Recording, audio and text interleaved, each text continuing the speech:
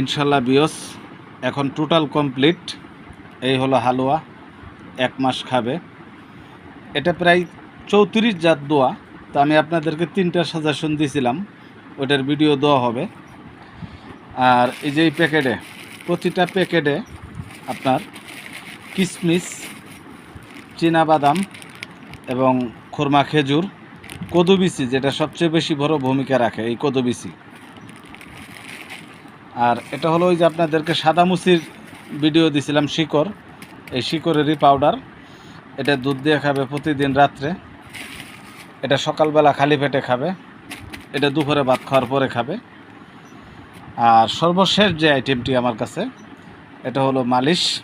এরকম আরও 3টা ব্যবহার করতে হবে, যেহেতু তার অবস্থান বেশ একটা ভালো না।